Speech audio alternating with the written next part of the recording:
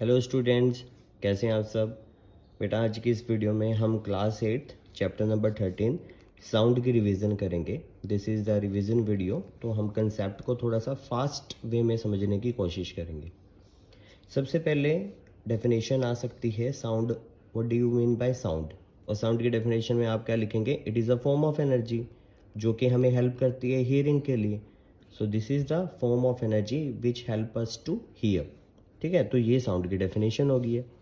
अब यहाँ पे आपको दिख रहे होंगे वेरियस टाइप के म्यूजिकल इंस्ट्रूमेंट्स। यहाँ से क्वेश्चन क्या आता है कि कौन से म्यूजिकल इंस्ट्रूमेंट में किस तरह से साउंड प्रोड्यूस होती है।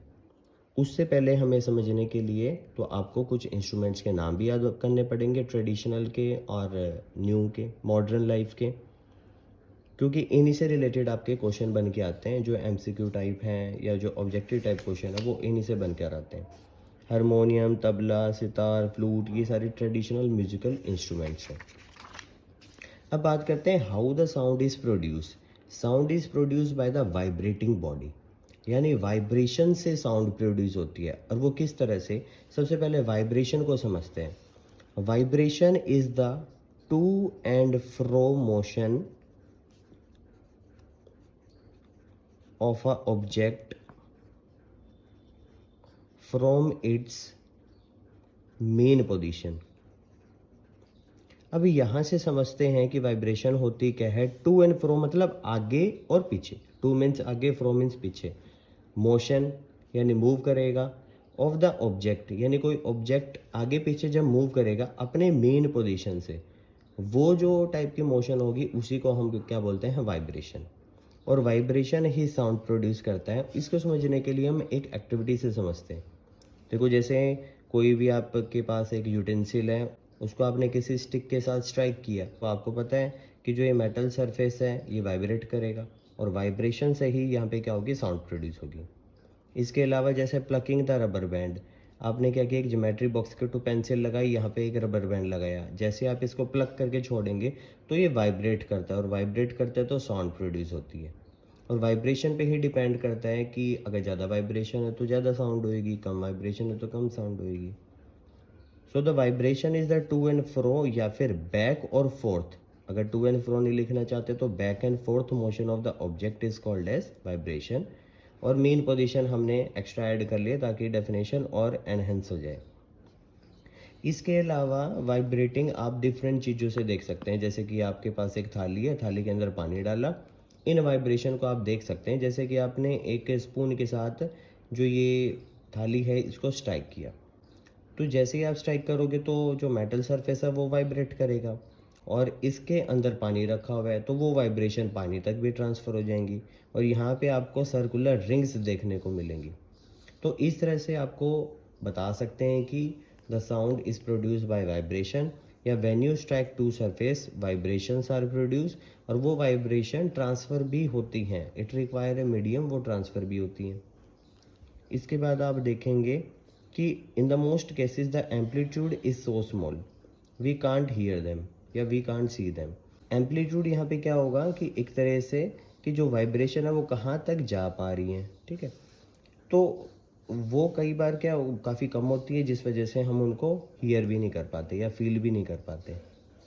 जैसे कि आप देखोगे एक तारा, एक तारा एक ट्रेडिशनल म्यूजिकल इंस्ट्रूमेंट है। यहाँ स्ट्रेच स्ट्रिंग होती है, स्ट्रिंग मीन्स एक वायर। जब उसको किसी दूसरे वायर से करते हैं तो यहाँ पे वाइब्रेशन प्रोड्यूस हुई और उससे डिफरेंट टाइप की साउंड प्रोड्यूस हुई।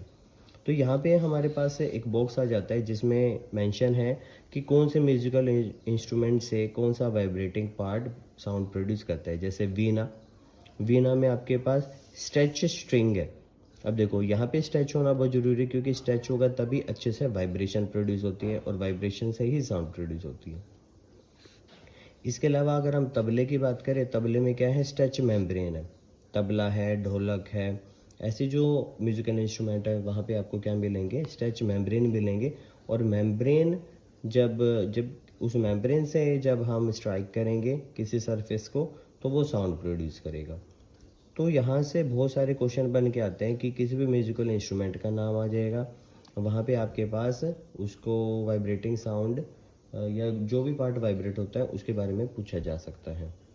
जैसे कि हारमोनियम में आता है, हारमोनियम में कोई वाइब्रेटिंग पार्ट नहीं है, वहाँ पे आप लिखोगे एयर कॉलम। जैसे फ्लूट है, वहाँ पे कोई वाइब्रेटिंग पार्ट नहीं है, वहाँ लिखोगे आप एयर कॉलम। तो ऐसे क्वेश्चन बन के ज़रूर आते हैं। इसके अलावा देखो यहाँ पे मंजीरा है, घटम है, नूट है। ऐसे क्वेश्चन काफ़ी इंपॉर्टेंट है जिनके ये अगेन दूसरे नाम लिखे हुए हैं। करताल है, ये ट्रेडिशनल म्यूज़िकल इंस्ट्रूमेंट है जो कि हमारे कंट्रीज़ के डिफरेंट पार्ट्स में यूज़ किए जाते हैं।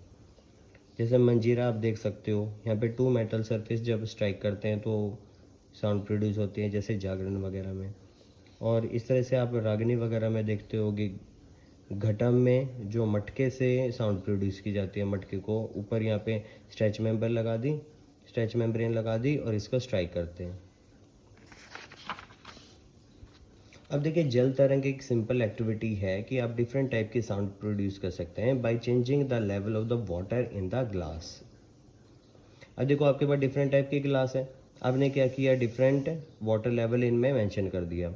अब इसके बाद क्या करोगे, किसी भी मेटल सरफेस से या किसी भी ग्लास रोड से जब आप इसको स्ट्राइक करोगे तो आपको डिफरेंट टाइप की साउंड प्रोड्यूस होंगी। यानी यहाँ से क्या कंफर्म होता है, you can produce different type of sounds.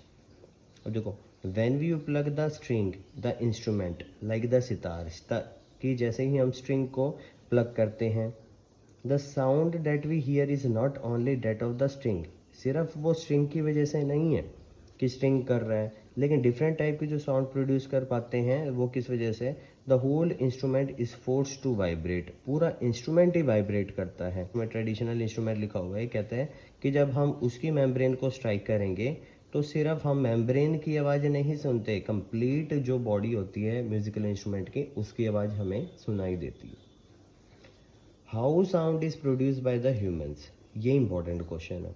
यहाँ से आपको क्या याद रखना है, सबसे पहले the voice box is responsible for the sound produce by the humans. अब वॉइस बॉक्स का दूसरा नाम पूछा जाता है कि what is the another name of voice box, या voice box is also called as, तो आप लिखेंगे लार्नेक्स। इसके अलावा यहाँ पे आप देखेंगे कि आपके पास जो वॉइस बॉक्स है उसकी सिचुएशन क्या है, it is present at the throat, गले में प्रेजेंट होता है। और यहाँ पे आपको क्या मिलेंगे, टू वोकल कॉर्ड्स मिलेंगे। अब जहाँ से ईयर का पासेज होता है, जब हम इनहेल एक्सहेल करते हैं तो जो ये वोकल कॉर्ड होती है ये वाइब्रेट करती हैं और वाइब्रेशन से ही क्या होगा, साउंड प्रोड्यूस होता है। तो यानी लार्नेक्स के अंदर two vocal cords when they vibrate due to the passage of air, they vibrate and produces the sound. अब जो ये वोकल कॉर्ड है ना, यहाँ से एक क्वेश्चन बन के आता है कि इनका साइजेस क्या है, अडल्ट ह्यूमन, मेल और फीमेल में। देखो, मेंस में अगर बात करें वोकल कॉर्ड की तो ये 20 mm लॉन्ग है, देखो 20 mm लॉन्ग है मैन में। और वुमेन की बात करें तो स्लाइटली स्मॉलर है, 15 mm ओनली। तो यहाँ से आप देख सकते हैं कि 20 mm लॉन्ग होने की वजह से जो वोकल कॉर्ड है वो हार्श साउंड प्रोड्यूस करता है, थोड़ी सी भारी आवाज़ होती है मैन की। लेकिन वुमेन में क्या है, वो 15 mm लॉन्ग है, छोटा है, जिसकी वजह से जो वो तीखी आवाज़ प्रोड्यूस होती है।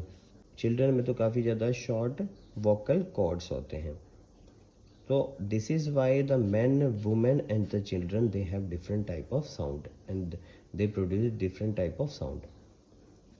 अब एक और इम्पोर्टेंट क्वेश्चन है कि हाउ साउंड इज प्रोपगेट, यानी कैसे वो मूव करती है।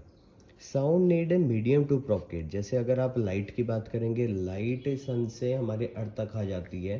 देखो, जो स्पेस में तो वैक्यूम है, वहाँ तो कोई मीडियम नहीं है, उसको कोई मीडियम भी चाहिए भी नहीं। लेकिन जो साउंड है उसको प्रोपगेट, साउंड को प्रोपगेट कराने के लिए हमें एक मीडियम की आवश्यकता होती है। मीडियम सॉलिड, लिक्विड, गैस कोई भी हो सकता है। एक और क्वेश्चन है कि कौन से मीडियम में साउंड ज़्यादा ट्रैवल करती है। तो अगर हम increasing order of the speed of sound करें, इंक्रीजिंग में होगी कम से ज़्यादा, तो गैस में सबसे कम होती है, लिक्विड में ज़्यादा और सॉलिड में सबसे ज़्यादा साउंड की स्पीड। ये तो था हमारे पास इंक्रीजिंग ऑर्डर। और डिक्रीजिंग ऑर्डर क्या करेंगे, just opposite, solid, liquid and then gas. Arrow हमेशा ज़्यादा की तरफ होगी, जिसकी स्पीड सबसे ज़्यादा है, मतलब जिसमें स्पीड सबसे ज़्यादा है, सॉलिड के अंदर साउंड की स्पीड सबसे ज़्यादा है। और इसका एक अच्छा एग्जांपल भी है, जैसे मान लो काफ़ी दूर से ट्रेन आ रही है, आपको ज़्यादा आवाज़ नहीं आएगी, लेकिन जब आप उनकी पटरियों पे कान लगा के सुनेंगे तो आपको क्या मिलेगी, साउंड वाइब्रेशन मिलेगी। यहाँ से आप अंदाज़ा लगा सकते हैं कि सॉलिड में जो साउंड की स्पीड है वो ज़्यादा है और इसी वजह से आपको साउंड भी सुनाई दे रही है। It is possible that the decreasing amount of air in the tumbler had sometimes do the decreasing loudness of the ring. Air की होने की वजह से कई बार जो साउंड है वो कम भी हो जाती है। अब जो टम्बलर है will not listen any sound, actually the sound need medium to the travel. तो टम्बलर में आपको अगर आवाज़ बिल्कुल भी नहीं आ रही, इसका मतलब क्या है, the sound need a medium to travel. When the air has been removed completely, क्या हो कि उस ग्लास मटेरियल से हम जो एयर है वो सारी की सारी रिमूव कर दें, क्या होगा, तो वहाँ पे कोई भी मीडियम नहीं बचेगा। ऐसी सिचुएशन को हम क्या बोलते हैं, vacuum. And the sound can't be travel in the vacuum. ये क्वेश्चन आता है, sound travel in all the type of medium, हाँ सॉलिड लिक्विड गैस में कर सकता है, लेकिन साउंड कैन ऑल्सो भी ट्रैवल इन द वैक्यूम, ये गलत हो जाएगा क्योंकि वैक्यूम में कोई भी मीडियम नहीं होता जिस वजह से साउंड बिल्कुल भी ट्रैवल नहीं कर सकती। तो वहाँ पे साउंड की स्पीड क्या होगी, ज़ीरो, क्योंकि वो ट्रैवल ही नहीं कर पा रहे। साउंड ट्रैवलिंग थ्रू वाटर, अब वाटर में भी साउंड को ऑब्जर्व कर सकते हैं। इवन किसी मेटालिक सरफेस पे मान लो एक बच्चा स्ट्राइक कर रहा है तो दूसरी तरफ उसको वाइब्रेशन से साउंड प्रोड्यूस मिलेंगी। क्यों, क्योंकि सॉलिड में भी ट्रांसफ़र होती है साउंड की वाइब्रेशंस। जैसे कि एक बच्चे ने यहाँ पे सर लगाया हुआ है, वहाँ से जब वो स्ट्राइक करता है तो उसको साउंड सुनती है, इससे साउंड ट्रेवल होती है। इसके अलावा जब टॉय टेलीफोन बनाते हैं, अगर ये स्ट्रेच स्ट्रिंग है, यहाँ पे अगर एक बच्चा बोलता है तो उसको उसकी आवाज़ सुनाई देती है क्योंकि sound travel through this stretch string. इसके अलावा आप ऐसी एक्टिविटी से भी साउंड प्रोड्यूस कर सकते हैं। अब कहते हैं कि if the sound is produce, how we are going to listen it. तो हमारी जो ईयर है, ईयर की जो स्ट्रक्चर है उसको आपको समझना पड़ेगा। इनर ईयर में आपके पास एक पार्ट होता है that is called as the ear drum, जिसको हम स्ट्रेच मेम्ब्रेन भी बोलते हैं। देखो ईयर ड्रम की डेफिनेशन देखते हैं, it is the thin stretch membrane that is present in the middle ear of the human being. ठीक है, अब यहाँ पे स्ट्रक्चर समझते हैं। This is the outer part. Outer part क्या करेगा, सिर्फ साउंड को ऑब्जर्व करने के काम आएगा। मिडल पार्ट में आपको क्या मिलेगा, एक तो ईयर ड्रम मिलेगा, जो भी वाइब्रेशन, जो भी साउंड आ रही है उससे वो वाइब्रेट करेगा, और वाइब्रेट करने के बाद यहाँ पे 3 बोन्स होती हैं छोटी छोटी, हैमर, एनविल और स्टीरअप। ये इंपॉर्टेंट है, हैमर, एनविल, स्टीरअप। ये बोन्स वाइब्रेशन को आगे ट्रांसफ़र करती हैं जब ईयर ड्रम वाइब्रेट करता है साउंड से।